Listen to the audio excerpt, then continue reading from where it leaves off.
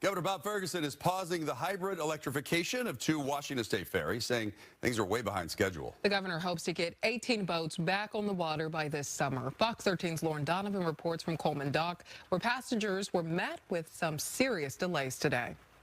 Passengers bound for Bainbridge today were inconvenienced by some unexpected maintenance on the Chimacum, one of 2 boats on this route.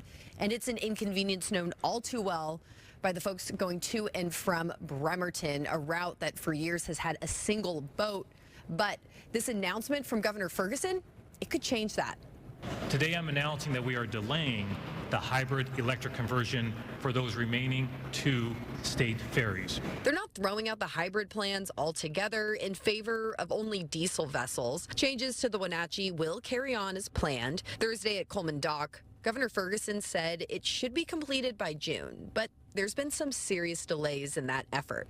The original promise of 1 year has become nearly 2. And that's just time they can't afford with the World Cup on the horizon. The increase in demand caused by these major events will, of course, put additional stress on an already strained system. Ferguson says for that reason, we can't take our 2 biggest and busiest boats out of the mix for hybrid conversion. The Tacoma and the Puyallup are what's called Jumbo Mark II vessels, holding up to 2,500 passengers and 200 cars at one time. We know the current schedule will take them out of the water for major upcoming events like the World Cup. We don't want that to happen.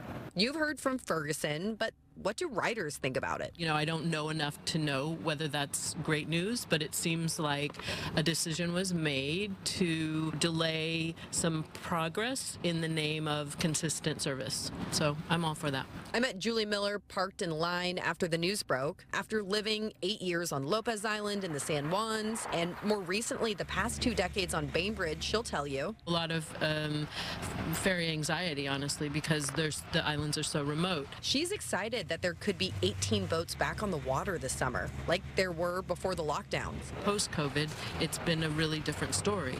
Ferries down, delays. As a real estate broker, she's felt the pinch caused by delays. Buyers hesitant to commit to island life because of a lack of consistency. The lack of service has been a crisis felt by residents of Bremerton, who have lost jobs and face significant financial impacts. The mayor of Bremerton, also at the press conference, agrees this announcement of the governor's would be a game changer for his community because for years now, that route has been reduced to a single boat. Residents and our veterans will also be able to keep medical appointments they once had to cancel or reschedule because of a lack of ferry service. Ferguson also upheld a campaign promise today by making the head of the ferry service a member of his own cabinet, and he thinks that closer collaboration will help prevent problems in the future with this troubled system.